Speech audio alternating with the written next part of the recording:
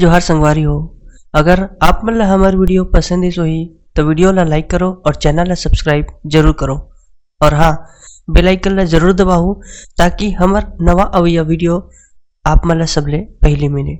जय जोहार, जय छत्तीसगढ़।